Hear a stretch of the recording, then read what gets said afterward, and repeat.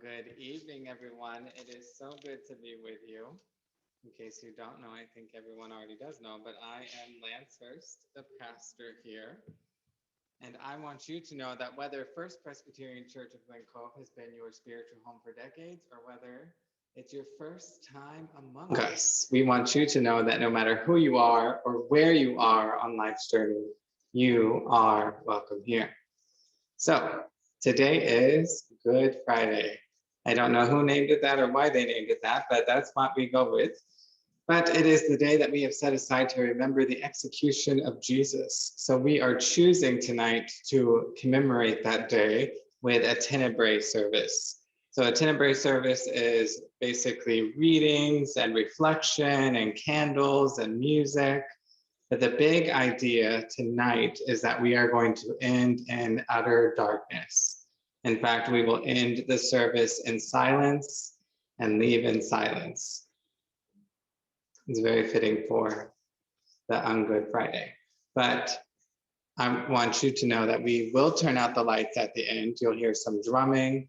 We'll sit in darkness for a moment, and then we'll turn the lights back on so you can see to get out. So you don't have to worry about finding your way out, okay? But throughout the service, we'll be extinguishing the candles, and we'll also be turning off the overhead light. So it will become increasingly dark. Sunset's gonna be in about 20 minutes. So it's going to, the sun is working with us here. It's going to get darker and darker. Any questions there? No?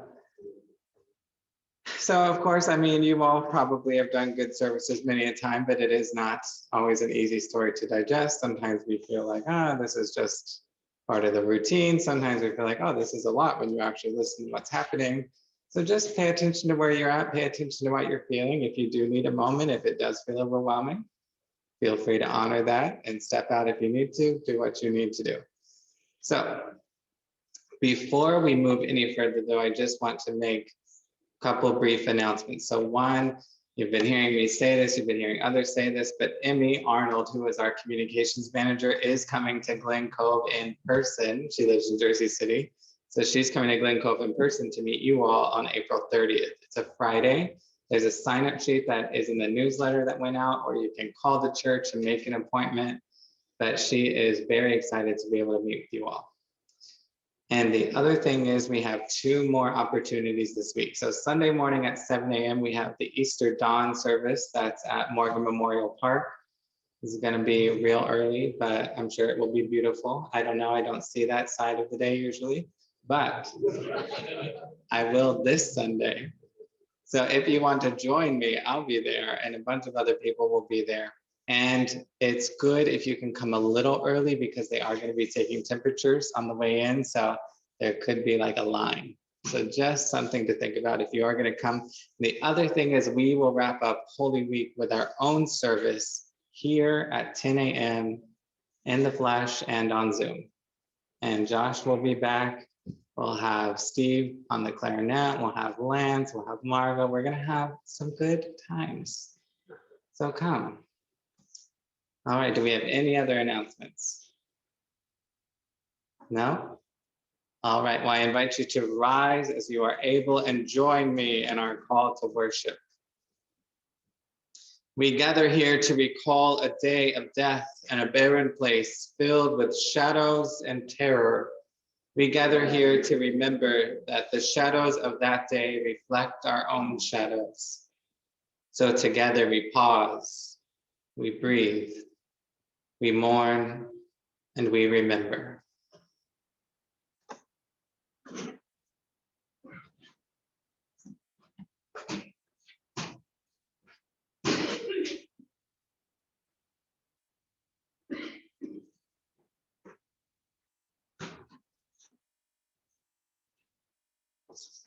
The first reading is from John 18, 1-12. Jesus is arrested. After Jesus had spoken these words, he went out with his disciples across the Kidron Valley to a place where there was a garden, which he and his disciples entered. Now Judas, who betrayed him, also knew the place, because Jesus often met there with his disciples. So Judas brought a detachment of soldiers together with the police from the chief priests and the Pharisees, and they came with their lanterns and torches and weapons.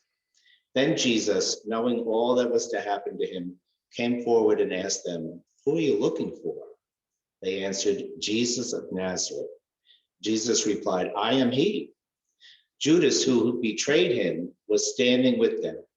When Jesus said to them, "I am he," they stepped back and fell to the ground. Again, he asked them, "Who are you looking for?" And they said, "Jesus of Nazareth."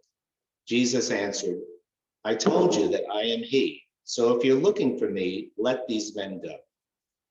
This was to fulfill the word that he had spoken. "I did not lose a single one of those whom you gave me." Then Simon Peter, who had a sword, drew it, struck the high priest's servant, and cut off his right ear. The servant's name was Malchus. Jesus said to Peter, "Put your sword back into the sheath. And am I not to drink the cup that the Father has given me?" So the soldiers, their officer and Judean police, arrested Jesus and bound him.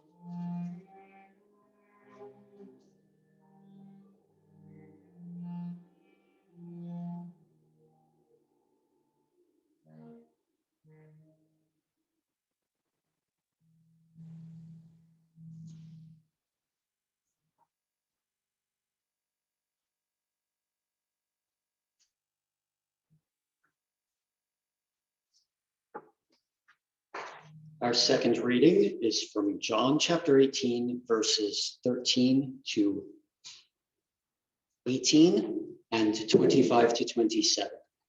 Peter denies Jesus.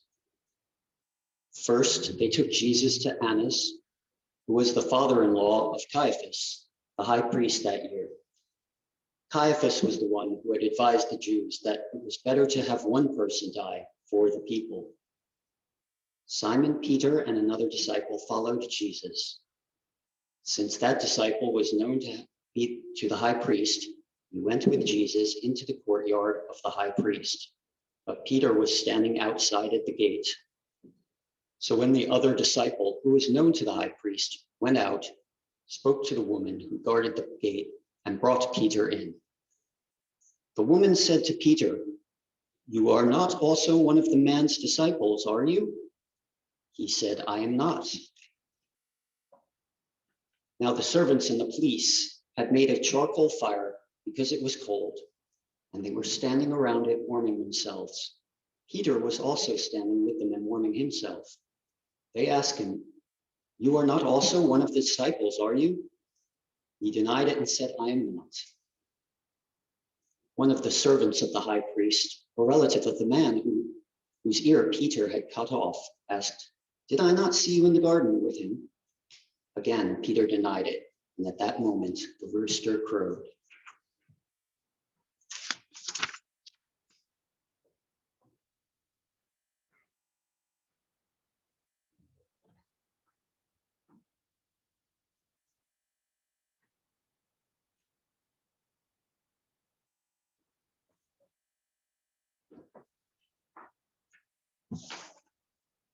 Friends, please join me in our prayer of confession found in your bulletins. Ever-present God, on this Good Friday night, we bear witness to the ways that our world is engulfed in shadows as we remember the story of Jesus's death.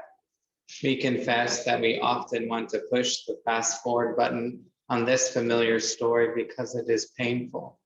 Feelings of betrayal, fear, uncertainty, loss, and abandonment emerge from the words of this story. Grant us courage to touch some of these emotions in ourselves tonight, so that we might stand in solidarity with ourselves and each other, knowing that you are present with us here in this moment of pain now and always.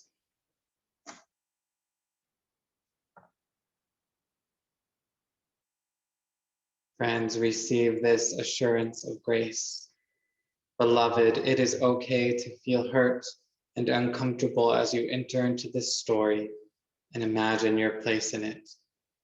Know that God meets you in the story with comfort as well as challenge, with courage as well as love.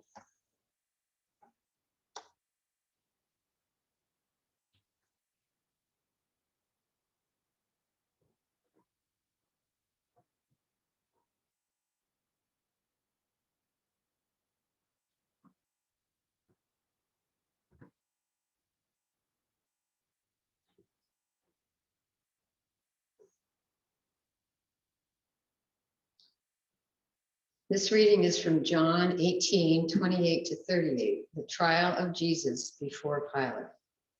Then they took Jesus from Caiaphas to Pilate's headquarters. It was early in the morning. They themselves did not enter the headquarters so as to avoid ritual defilement and to be able to eat the Passover. So Pilate went out to them and said, "What accusation do you bring against this man?" They answered, "If this man were not a criminal, we would not have handed him over to you." Pilate said to them, "Take him yourselves and judge him according to your law." The Judeans replied, "We are not permitted to put anyone to death." This was to fulfill what Jesus had said when he indicated the kind of death he was to die.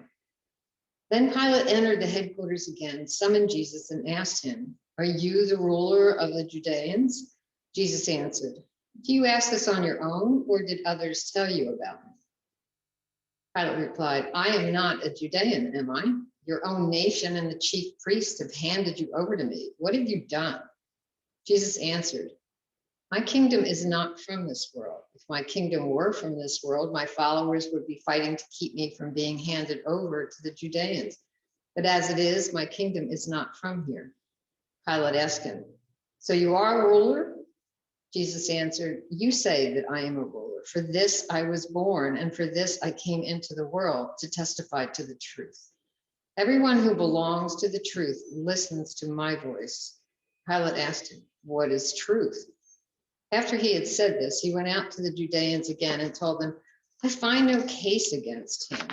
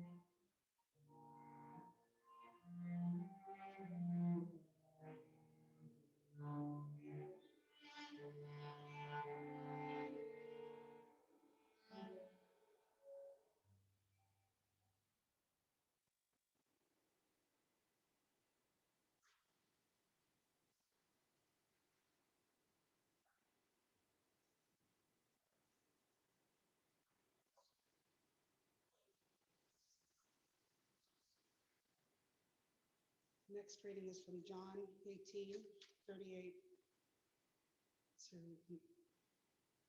to chapter 19, verse 16a.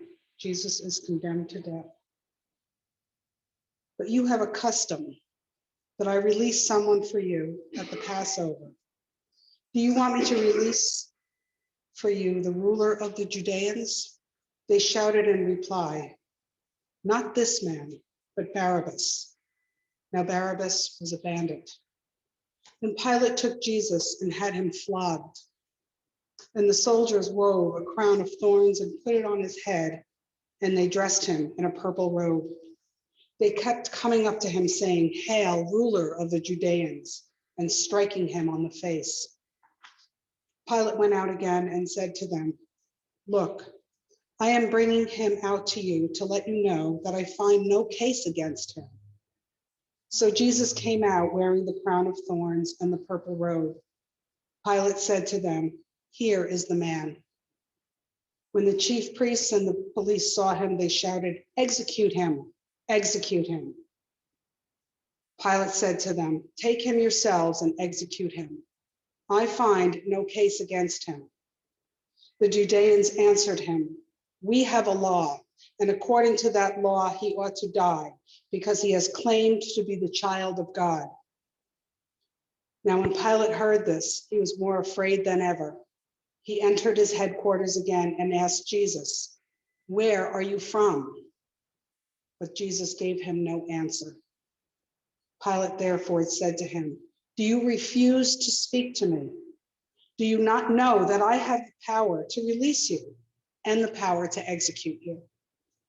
Jesus answered him, "You would have no power over me unless it has been given you from above. Therefore, the one who handed me over to you is guilty of a greater harm." From then on, Pilate tried to release him, but the Judeans cried out, "If you release this man, you are no friend of the emperor. Everyone who claims to be a ruler sets himself against the emperor." When Pilate heard these words, he brought Jesus outside and sat on the judge's bench at a place called the Stone Pavement, or in Hebrew, Gabbatha. Now it was the day of preparation for the Passover, and it was about noon. He said to the Judeans, "Here is your ruler." They cried out, "Away with him! Away with him! Execute him!" Pilate asked them, "Shall I execute your ruler?" The chief priests answered, "We have no ruler but the emperor." When Pilate handed him over to them to be executed, so they took Jesus.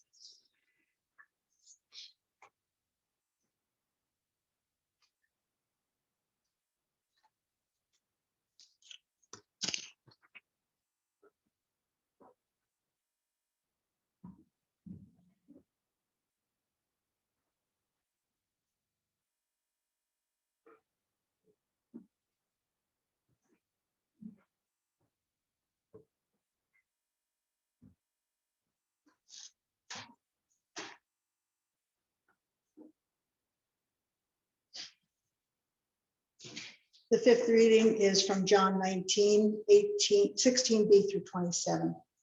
From the cross, Jesus calls forth beloved community. So they took Jesus, and carrying the cross by himself, Jesus went out to what is called the place of the skull, which in Hebrew is called Golgotha. There they executed him, and with him two others, one on either side, with Jesus between them. Pilate also had an inscription written and put on the cross. It read, "Jesus of Nazareth, the ruler of the Judeans." Many of the Judeans read this inscription because the place where Jesus was crucified was near the city of Jerusalem, and it was written in Hebrew, Latin, and Greek. Then the chief priests of the Judeans said to Pilate, "Do not write the ruler of Judeans." But this man said, "I am the ruler of the Judeans." Pilate answered, "What I have written, I have written." When the soldiers had crucified Jesus, they took his clothes and divided them in 4 parts, one for each soldier. They also took his tunic. Now the tunic was seamless, woven in one piece from the top. So they said to one another, "Let us not tear it, but cast lots for it to see who will get it." This was to fulfill what the scripture says. They divided my clothes among themselves, and for my clothing they cast lots. And that is what the soldiers did. Meanwhile, standing near the cross of Jesus were his mother and his mother's sister, Mary, the wife of Clopas, and Mary Magdalene. When Jesus saw his mother and the disciple whom he loved standing beside her, he said to his mother, "Mother, here is your child." Then he said to the disciple, "Here is your mother." And from that hour, the disciple took her into his own home.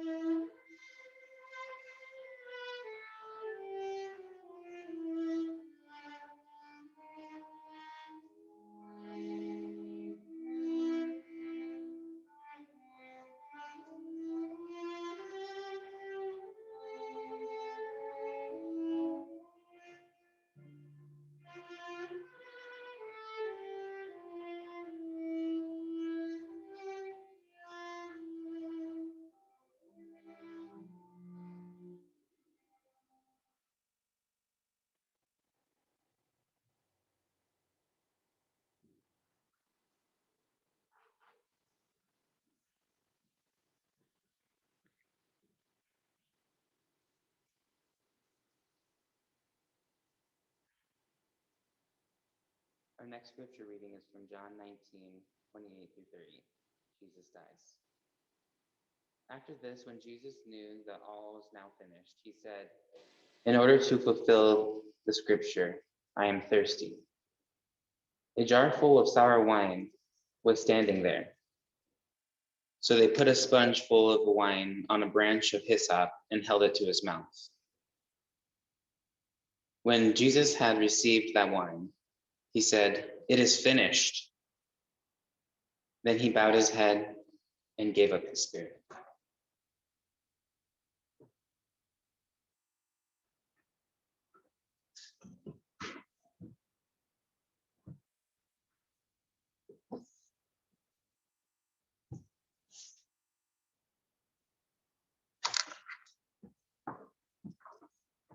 Friends, I invite you just to pause here for a moment and notice the Christ candle alone,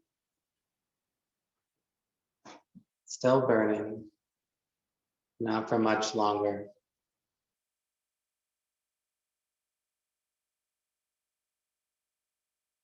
Pray with me. Spirit of God, we believe that you are here in this place, here to heal, here to speak, here to help us navigate the most painful experiences of life and to make space for others who endure pain. Help us to grow in empathy, to grow in connection, to grow in love. And may the words of my mouth and the meditation of all of our hearts be pleasing in your sight, O God, our rock and our Redeemer. Amen. So tonight I want to take you back to a little place that I've taken you before. It is my grandparents' home in Jasper, Florida. It's actually technically 20 minutes outside the city limits of Jasper, but it is my 5th birthday, and I was primed to have the best birthday yet. Now, to get to this story, you got to really picture the scene here. We're visiting my grandparents, right? They live on a dirt road. We got donkeys, we got chickens. You have all of my cousins, my aunts and uncles coming just to celebrate little old me. I mean, it was the best day because it was my birthday. One of my aunts even brought her new horse with her. I mean, what kind of family has horses that they bring to your birthday party?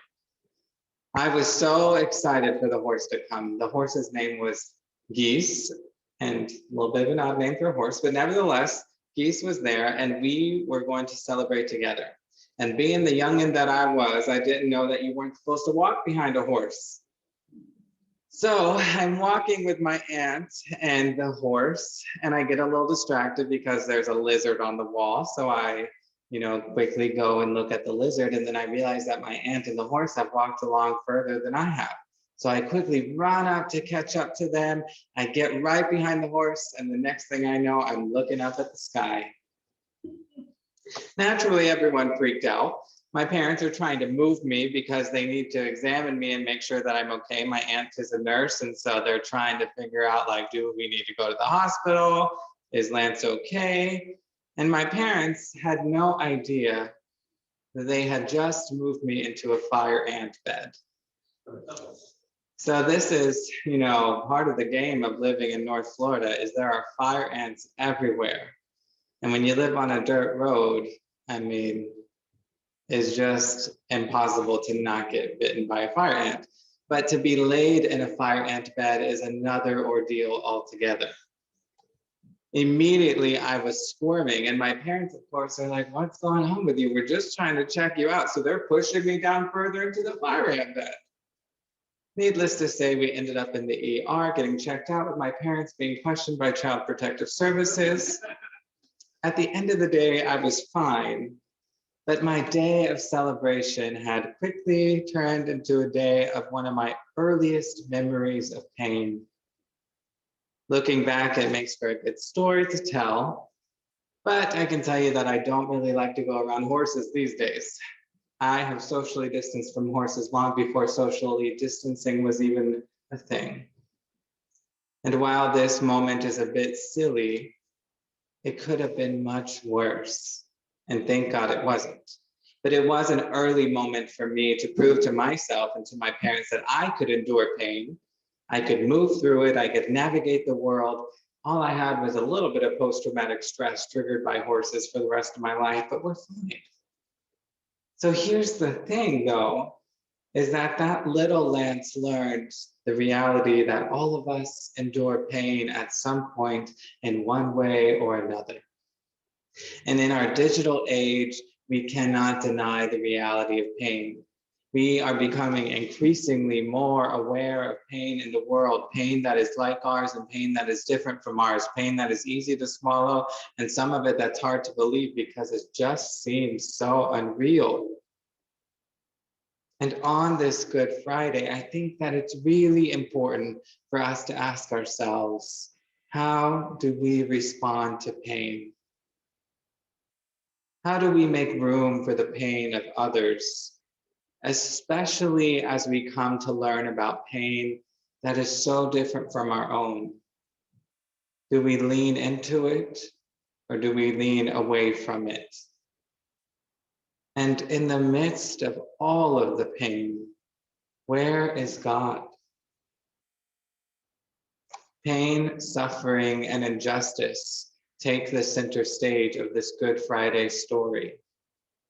In some ways, the passages that we've read tonight just feel like more stories of pain swimming in the world, floating around in the universe, overwhelming us with yet more stories of pain. And all of us come to the story with a varying degree of capacity for engagement tonight. Some of us may feel deeply connected to the story, while others of us may feel like we came to church just because it's Holy Week and that's what we've been trained to do. And still others of us feel a bit more disconnected from the story. If you're like me, you might find yourself reading this like it's old news. Like, really, we're doing this again this year? But it's easy for me to just hear these words over and over again and feel nothing, because it feels like a Sunday school story that I was taught from a young age that was just a means to an end. We're going through this betrayal, arrest, trial, and crucifixion just so we can get to Easter and be happy, and we've washed our hands of the pain and we've moved on. If that isn't waspy for you, I don't know what is, right? Our tendency to move through pain without really even noticing it's there. Just get to the end of the story. We're looking for the happy ending. But what if we slow down here? What happens when we engage the story with some more intentionality? What happens when we allow Jesus to be a real human in the story? When we can recognize that Jesus was living, breathing. Jesus was a person with a vision. Jesus was a reformer of his faith tradition. You see, before Jesus ever got to this moment, he was on the scene as a teacher. He thought that humanity was inherently sacred. He taught that we didn't need any religious establishment to teach us this. Nothing could add to or take away from our sacredness. Jesus believed that we could experience transformation, a real transformation within ourselves. That wasn't just for us, but it was also leading to a new world, a transformed world. He believed that we didn't have to continue to subject ourselves to political and religious systems that degraded our humanity and sought to use people as a means to an end. Jesus believed that we could have a world where abundant life was possible, not just for some people, but for all people. Jesus had a pretty big vision. But Jesus wasn't naive. He also knew that this would mean transforming the systems that he lived in, that existed in his time. He knew that it would mean that people experiencing this vision for themselves would have to be willing to live that vision out in their daily lives, that it was going to take real work, that it wasn't just something nice to think about or dream about. And Jesus broke down this binary thinking that it's either systemic change or personal change, because in his paradigm, both are essential. We can't get away with either or thinking here. We have to move into both and thinking if we are going to move with Jesus, the reformer. You see, his vision was rooted not only in his Jewish tradition. Jesus is very Jewish if you really listen to what he's saying. But he also is moved by the experiences of the people that he cared for, the people that he knew, the people that he engaged with. Before Jesus ever gets to Jerusalem, he spent a lot of time around Galilee, meeting people and hearing their pain. And his response to that wasn't to give up, it wasn't to lean away from it, but to lean into it and to believe that a new world was possible. And the more that he leaned into that vision, the more that people believed that vision, the more that people seemed to get excited about it. As the Gospels tell it, people were getting increasingly excited. There were multiple provinces of Jewish people at the time. You had Galilee, Samaria, and Judea. And the closer that it gets to the powers that be who lived in Judea, where Jerusalem was, the more dangerous and threatening this vision becomes. The passages that we read tonight are just one telling of the painful consequences of Jesus's vision. And there were consequences because his vision made an impact in the world. And his vision asked for change. It asked for people to do something different, to dream different, to look at the world with new eyes, and to be willing to move in the world in a different way. And the truth is, we all know that change is never easy. It is always difficult, and it's especially difficult if you are like the religious leaders of the day, who have a lot to lose if people are really going to change in this way. So can you imagine what it would have been like for Jesus to go through all of this? Right? The Gospels portray Jesus as being aware that if you're going to be a reformer on this scale, there's going to be a consequence. People are not going to be too happy about it. It's going to likely end in death. But knowing that you're going to die doesn't make dying any easier. We all know that we're going to die at some point. Watching your friends turn their back on you is challenging, even if you have some awareness that people are probably going to get scared and not going to go the journey with you all the way. Watching the religious leaders of your faith tradition throw you over to the political leaders to be killed is not an easy thing to do. Being shut out of the very institution that taught you about God is not easy. Having to look like a fool for your new vision, for this new world in front of the top politician in Judea is not comfortable. Being executed in front of people that you love and people that are grateful to be rid of you while knowing that there's nothing that you can do to change the outcome is horrifying. It's completely vulnerable. And that's the end of Jesus's life. It's finished, he says. He dies. Death cannot be undone. Loss cannot be undone. Suffering cannot be taken back. There are real consequences to these things. That is the world that we live in. And on this so-called Good Friday, it's important to remember that the story is not another moment for us to lean away or move too quickly through pain. Instead, this day is a reminder that the Jesus story is not one that ignores suffering, pain, corruption, betrayal, or violence. The Jesus story is not silent about corruption in our political and religious institutions, and certainly the Jesus story is not one that turns away from your own pain. Friends, this day is a reminder that God is not to be used as an escape from pain, nor an escape from the injustices of the world. Christianity is not an escapist religion. It's not about escaping the world just so we can have a better life in the by and by. This is what we might call spiritual bypassing, and Good Friday is the perfect antidote for this. Because in fact, the reality is that the Jesus story reminds us that God is intimately woven in the messiness of our lives. In this story, we meet a God who is there in our pain, a God who witnesses our suffering, and a God who calls us to be transformed so that we might create better systems than the ones that we've inherited. Because yes, it's true that the world is a painful place. We can certainly say the world is not a fair place. But that didn't stop Jesus from trying. And it certainly didn't stop him from dying to make a better world possible.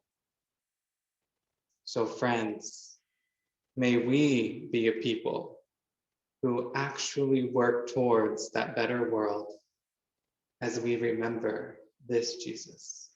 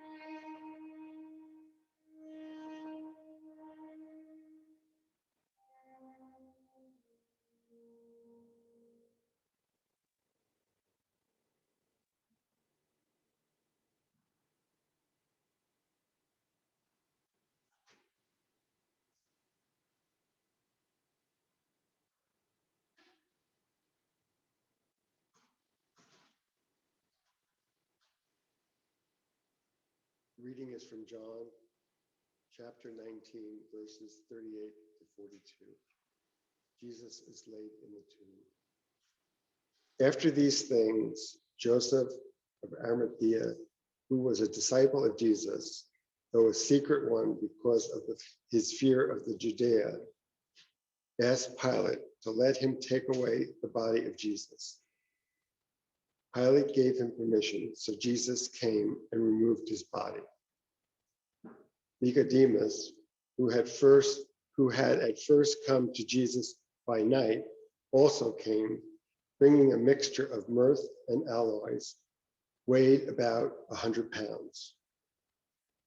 They took the body of Jesus and wrapped it with the spices in linen cloth, according to the burial custom of the Judeans. Now, there was a garden in the place where he was executed, and in the garden there was a new tomb in which no one had ever been laid. And so, because it was the Jewish day of preparation, and the tomb was nearby, they laid Jesus there.